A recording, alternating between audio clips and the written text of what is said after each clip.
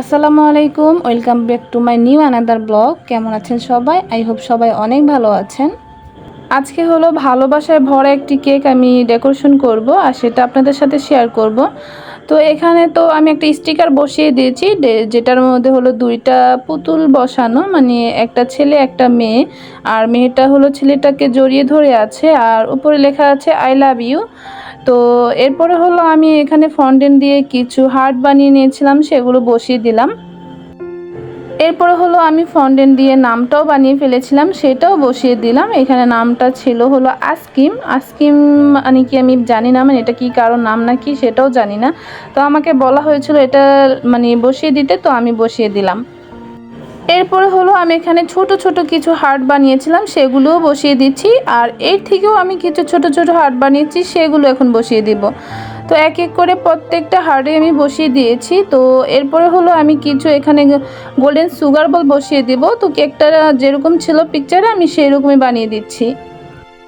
দেন আমার কেকটা রেডি। এই তো আমার কেকটা কীরকম হয়েছে অবশ্যই কমেন্ট করে জানাবেন। একদম কিউট কিউট একটা কেক। তো কেকটা হলো আমি ডেলিভারি দেব। তো আমার ভাসুর মেয়ে হলো ওর কলেজে যাচ্ছে, তো কলেজে যাওয়ার পথেই হলো মানে যেখানে ডেলিভারি যাবে সেই জায়গাটা পড়ে, তো ও হলো দিয়ে যাবে, এজন্য কেকটা নিয়ে গেল। তো আমার ভাসুর ছেলে ভাসুর মেয়েরা আমাকে অনেক হেল্প করে আমার এই কেকের বিজনেসে। তো যাই হোক, ওকে বিদায় দিয়ে সকালের খাওয়া দাওয়া ঘরের অনেক কাজ করেছি। এরপরে হলো ছেলেকে নিয়ে হলো চলে আসছি চুল কাটানোর জন্য। কয়েকদিন ধরেই দেখছি ছেলের চুলগুলো বড় হয়ে গিয়েছে, তো কাটাতে আসবো সেটাই হয়ে উঠছে না। তো আজান আবার আমাকে ছাড়া চুল কাটে না, তো ওর বাবার সাথে আসলে অনেক বিরক্ত করে ওর বাবাকে। এজন্য ওর যখন চুল কাটতে হয় আমার সাথেই আসতে হয়। তো এই তো আমি নিয়ে আসছি। এখানে দেখেন আমার ভদ্র বাচ্চাটা কি সুন্দর করে বসে আছে, কেউ জানবে যে ও এত দুষ্টামি করে। ইতিমধ্যে তো এই যে দোকানের কিছু লোক ছিল, তারা বলতেছিল বাচ্চাটা কি ভদ্র, একদম চুপচাপ বসে আছে। তো আমি তো জানি সে কি ভদ্র। আমিও বুঝতে পারলাম না আজকে কেন এত চুপচাপ আমার এই যে বাচ্চাটা, আমার যে দুষ্ট বাচ্চাটা আজকে এত ভদ্র কেন হয়ে গিয়েছে। যাই হোক, আলহামদুলিল্লাহ, মাশাল্লাহ। আমার বাচ্চার জন্য দোয়া করবেন, সব সময় যাতে এরকম ভদ্রই থাকে। এই তো চুল কাটা শেষ। দেন আমরা বাসায় চলে আসলাম। বাসায় এসে হলো এখানে আমি রান্নাবান্না বসিয়ে দিয়েছি। আজকে হলো একটু ভুনা খিচুড়ি রান্না করব, আর সেটাই আপনাদের সাথে রেসিপিটা শেয়ার করব। আজকে হলো ভুনা খিচুড়ি আর গরুর মাংস রান্না করব, আমার অনেক পছন্দের একটা খাবার। তো যাই হোক, এখানে হলো আমি সরিষার তেল দিয়ে দিয়েছি। সরিষার তেলটা গরম হয়ে যাওয়ার পরে এখানে আমি পেঁয়াজ কুচি দিয়ে দিয়েছি। এরপরে হলো আমি এখানে আদা রসুনের যে বাটা সেটা দিয়ে দিয়েছি পরিমাণ মতো। এরপর একটু নেড়ে চেড়ে ভেজে এরপর আমি এখানে যে আস্ত মশলা আছে, লং এলাচ এগুলো আর কি, দারচিনি এগুলো সব দিয়ে দিলাম। তারপরে হলো এখানে আমি যেই গুঁড়ো মশলা হলুদ মরিচ জিরা লবণ, আর এরপরে হলো আমার ঘরে বানানো একটা গরমের মশলার গুঁড়ো আছে, সেটাও আমি এখানে কিছুটা দিয়ে দেব। এই যে এখানে গরমের মশলা আছে, তারপরে হলো গোলমরিচ আছে, এগুলো একসাথে আমি টেলে তারপরে মশলা বানিয়ে নিয়েছি। এটা যে কোনো মাংসে বা এরকম খিচুড়িতে দিলে খুবই ভালো লাগে। তো এখানে আমি একটু দিয়ে দিলাম। এরপর এখানে আমি পানি দিয়ে এই মশলাটাকে ভালো মতো কষিয়ে নেব। আর এখানে আমি চাল ডাল ভালো মতো ধুয়ে নিয়েছি। আর এখানে ছিল হলো পোলার চাল আর মুগ ডাল মসুরির ডাল। এই তো আমি এখন চাল ডালটাকে মশলার সাথে ভালো মতো মিক্স করে নিব। এরপরে পরিমাণ মতো পানি দেব। তো এখন ভালো মতো আমি একটু মিক্স করে নিই। এই তো মিক্স করা হয়ে গেছে। দেন এখন আমি পানি দিয়ে দেব। তো এই তো এখানে আমি যেই মগটা দিয়ে হলো আমি চালটা মেপে নিয়েছিলাম, সেই মগটা দিয়ে আমি পরিমাণ মতো পানি দিচ্ছি। তো এই মগটার এক মগ চাল দিলে 2 মগ পানি দিই আমি সব সময়। তো সেটাই দিয়ে দিলাম। আর এখানে কিন্তু আমি বৃষ্টির পানি ব্যবহার করেছি, কারণ বৃষ্টির পানি দিয়ে পোলাওটা খুব সুন্দর হয়। তো এই তো আমি এখন ঢাকনা ঢেকে সুন্দর করে এটাকে রান্না করে নিব। আর আপনাদের কাছে আজকে একটা প্রশ্ন করব, বলেন তো আমি এখানে একটা জরুরি জিনিস দিতে ভুলে গিয়েছি, সেটা কি একটু আমাকে বলবেন। তো দেখি আপনাদের কার কার কমেন্টের সাথে আমার মানে যে জিনিসটা দেইনি সেটা মানে মিলে যায় আর কি।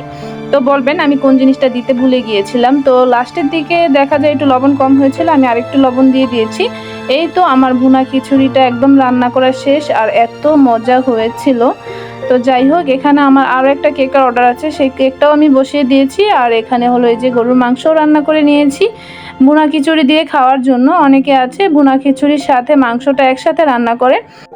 আমার কাছে আলাদা রান্না করলেই ভালো লাগে, কারণ একটু ঝোল থাকলে এটা দিয়ে খেতে মজা লাগে।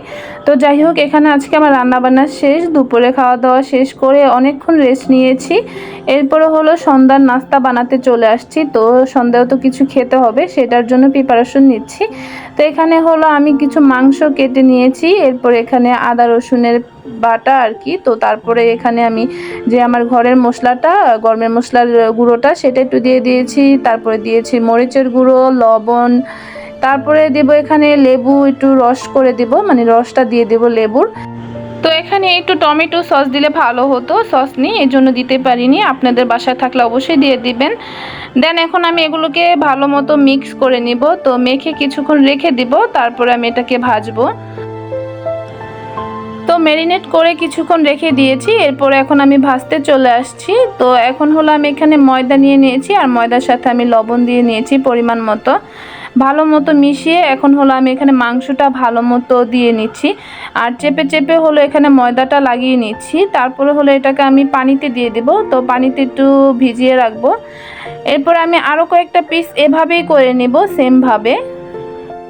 এই চিকেন ফ্রাইটা কিন্তু দেখা যায় আমরা বাজার থেকে অনেক টাকা দিয়ে কিনে খাই। তো আপনারা যদি এরকম বাসায় বানিয়ে ফেলেন, তাহলে দেখা যায় আপনারা পেট ভরেও খেতে পারবেন, আবার আপনাদের টাকাটাও সেভিং হবে। তো যাই হোক, এই তো আমি এখন কথা বলতে বলতে সবগুলো চিকেনই ভালো মতো এখানে ময়দার মধ্যে গড়িয়ে পানিতে দিয়ে দেব। এরপরে হলো আবার পানি থেকে উঠিয়ে আবার ময়দাতে গড়াতে হবে, তাহলে উপরের সাইডে দেখা যায় ভালো একটা ময়দার লেয়ার আসবে আর কি, আর সেটা খেতে অনেক মজা লাগে, মানে একদম ক্রিস্পি টাইপের থাকে।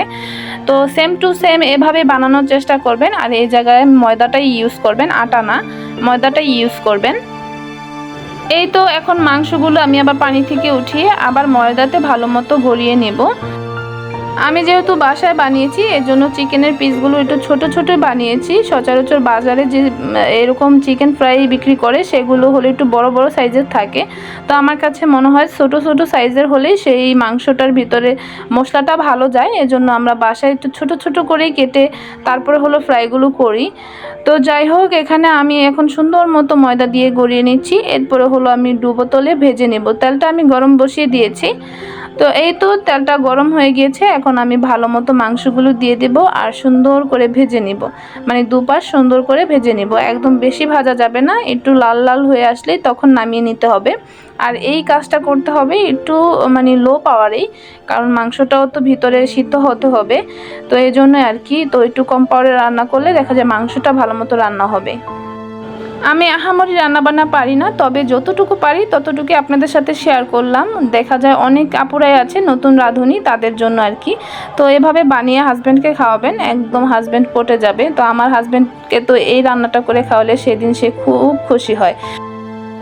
আর আমি কিছুদিন পর পরই এই চিকেন ফ্রাইটা বানাই, কারণ আমার হাজব্যান্ড, আমার ছেলে সবাই অনেক পছন্দ করে। আর এইগুলো আমি বাহির থেকে, যেহেতু আমি ঘরে বানাতে পারি, এজন্য আমি কখনো বাহির থেকে এনে খাই না। দেখা যায় কোনো সময় চাইনিজে গেলে তখন খাওয়া হয়, তবে সব সময় বাজার থেকে এনে খাওয়া হয় না। আমি এটা সবসময় ঘরেই বানিয়ে খাওয়াই। তো এই তো আমাদের চিকেনগুলো ভাজা হয়ে গিয়েছে। প্রথমে যেই কয়েকটা পিস আমি ভেজে নিয়েছি, সেগুলো আমরা খেতে বসে পড়েছি, আরও কিছু বসিয়েছি। তো এখন এগুলো খাওয়া শুরু করে দিয়েছি, কারণ ভাজার পরে গরম গরম খেতেই মজা লাগে।